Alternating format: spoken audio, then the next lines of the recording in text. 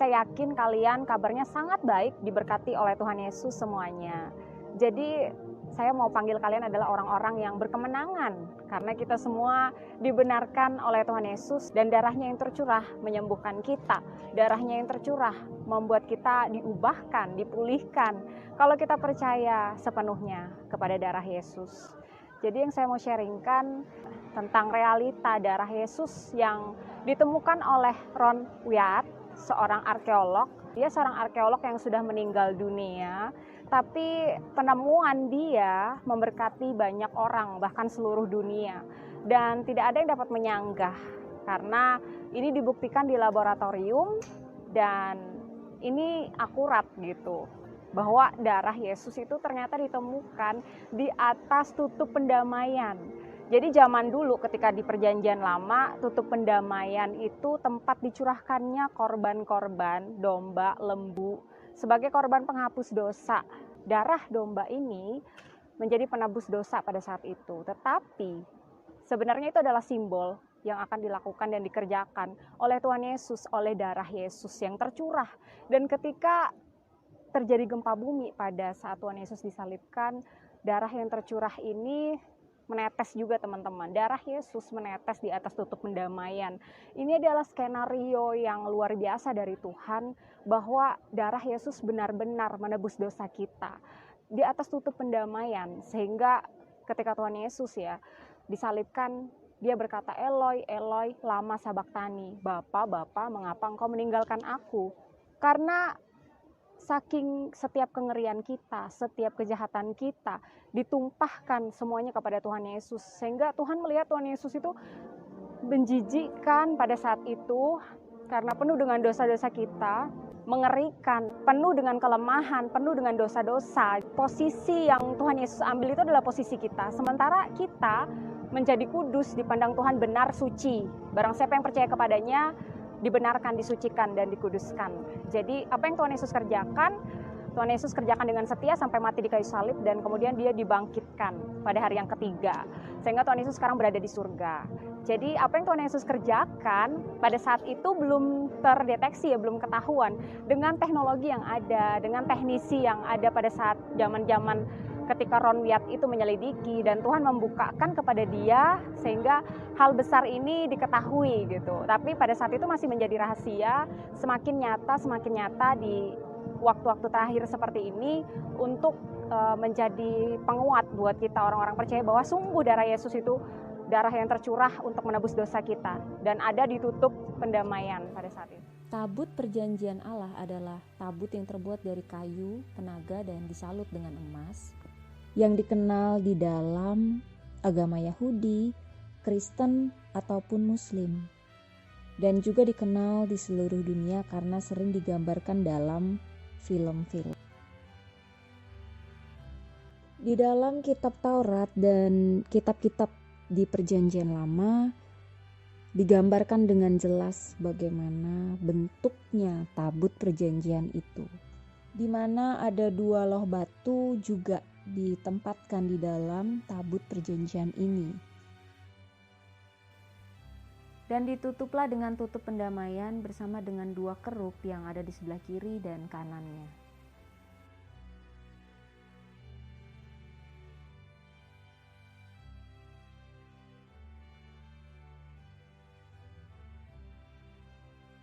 Bait Allah sendiri terdapat 3 ruang: pelataran, ruang kudus,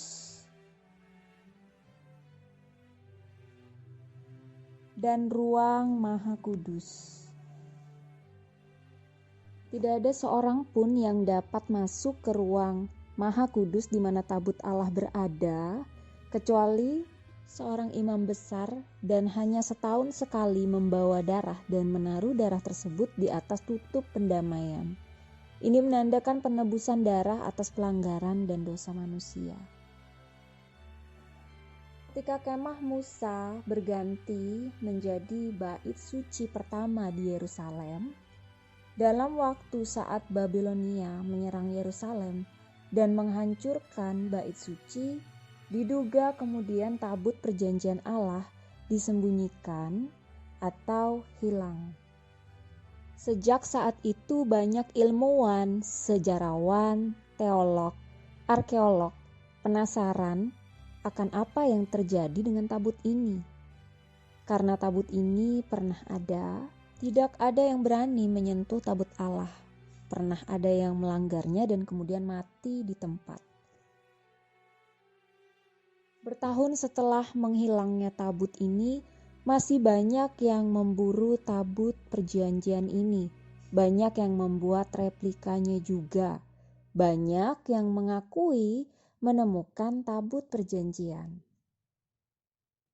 Dari semua penemuan tabut perjanjian yang pernah ada di dunia, satu yang sangat menyentuh hati dan ini merupakan rancangan luar biasa dari Tuhan ketika ditemukannya pun secara supranatural dengan tanda-tanda yang ajaib.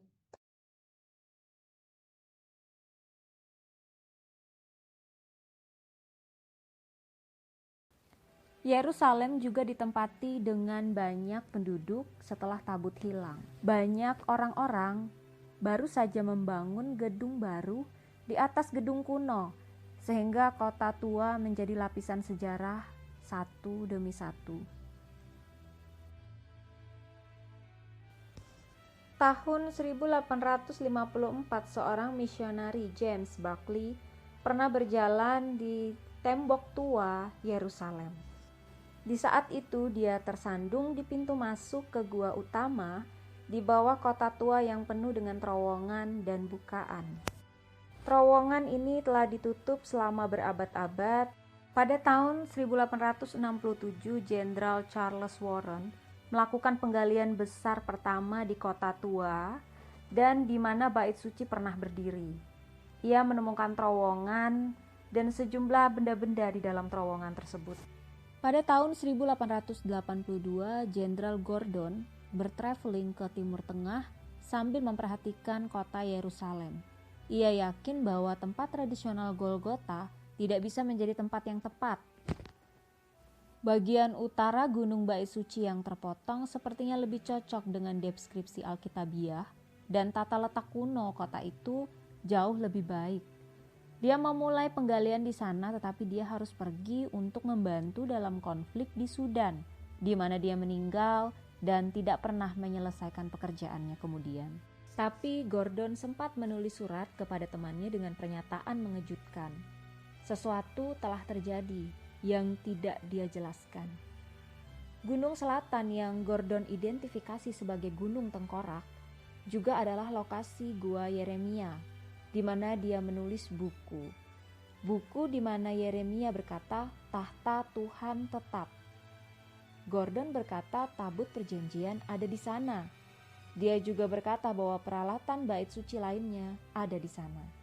Pernyataan yang aneh, sementara dia tidak pernah menyelesaikan penggaliannya.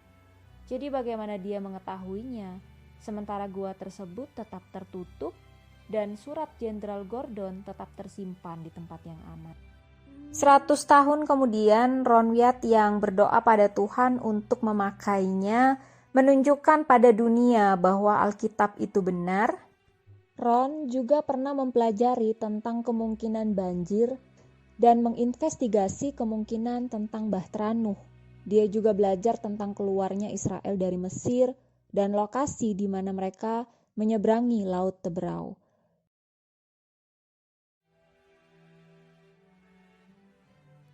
Ron juga menemukan roda kereta tua milik Mesir saat dia mengikuti trip penyelaman di Yerusalem. Saat Ron berjalan di tebing dengan seorang kenalan baru, ketika tangannya tiba-tiba terangkat dengan sendirinya dan tangannya menunjuk ke tempat di mana beberapa puing dan sampah berserakan di depan tebing.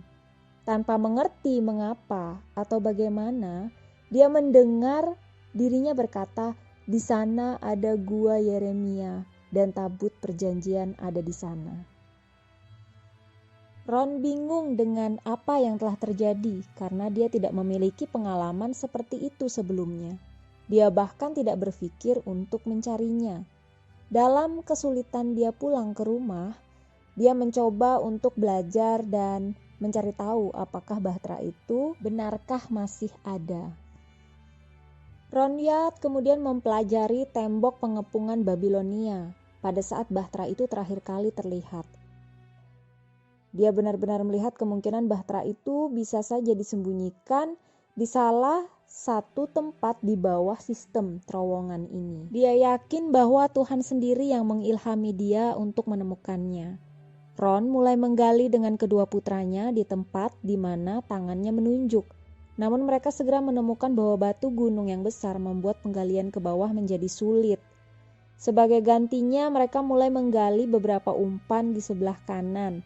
Saat mereka mulai menggali, dia dengan cepat menemukan 3 relung di permukaan tebing. Ron berpikir bahwa mungkin itu relung yang dimaksudkan untuk menampung tanda-tanda dari periode Romawi. Lagi pula Golgota dekat dengan jalan utama pada masa Yesus dan ini bisa jadi tempat Yesus disalibkan. Kutipan terkenal dari Quintilian menjelaskan, setiap kali kita menyalibkan penjahat, tempat tinggi yang sangat ramai akan dipilih sehingga banyak orang akan melihatnya dan mungkin ketakutan. Dan Ronyat mulai berpikir bahwa sisi gunung ini bisa jadi tempat orang disalibkan pada saat di mana Bukit Golgota dipakai untuk tempat penyalipan setiap penjahat-penjahat. Dia terus menggali ke bawah tetapi tanah di bawahnya sangat padat. Sehingga alasan ini mereka kembali ke tempat semula dengan harapan mereka bisa menggali di sekitar batu.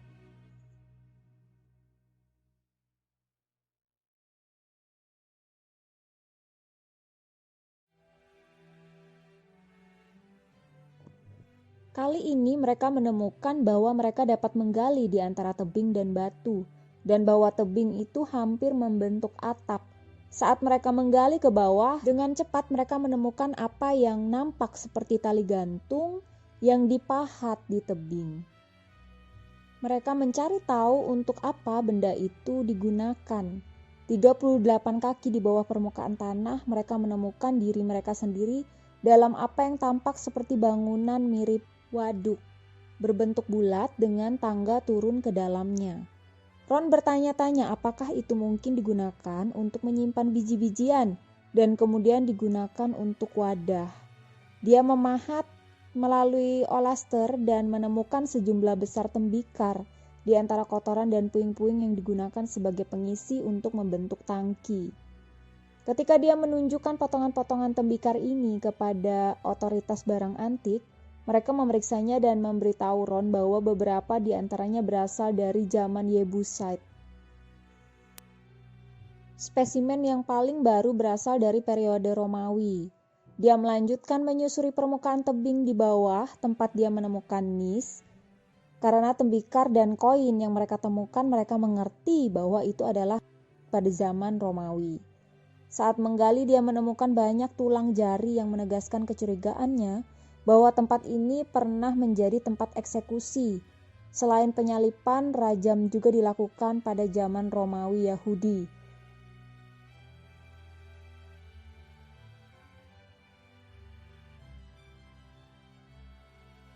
Selain penyalipan, pelemparan batu juga dilakukan pada zaman Yahudi Romawi. Di luar waduk, seperti struktur yang ditemukan Ron, dia menemukan struktur melingkar lain di situs yang berlawanan. Hanya dasar dari struktur melingkar yang tampak utuh. Ketika mempelajari strukturnya, dia menemukan bagian yang terawat baik dengan dinding dan batu yang berdiri secara horizontal dari dinding di permukaan tebing.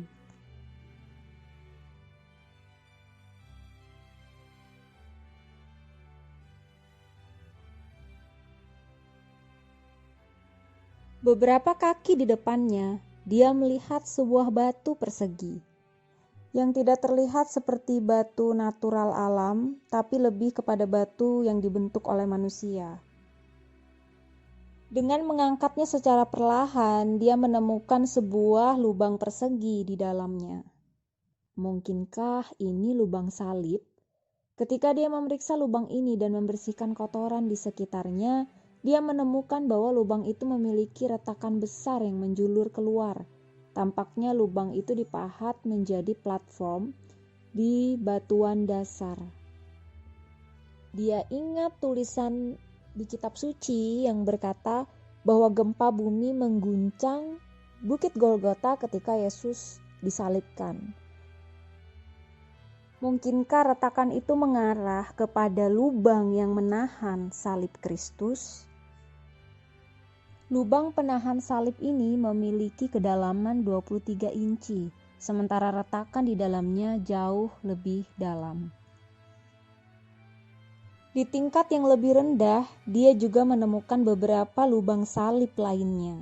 2 tahun melakukan penggalian bersama dengan kedua orang anaknya, tiba-tiba Ron bersemangat karena mendapatkan sebuah celah di dinding tebing. Mereka semua berdoa dan terus merasa terkesan. Mereka menggunakan palu, pahat, dan setelah beberapa saat mereka bisa melihat ruang terbuka di belakang. Mereka mencoba memperbesar lubang agar bisa melewati untuk masuk ke ruang itu. Gua di dalamnya setinggi 15 kaki. Ron pada awalnya merasa senang ketika menemukan gua ini. Dia mengira tabut perjanjian itu ada di dalamnya, tetapi gua itu kosong dan mengarah ke banyak lubang dan bukaan di dalam gunung. Ron terus mencari setiap gua dan membuka yang mungkin bisa ditemukan di dalam sistem gua kolosal ini.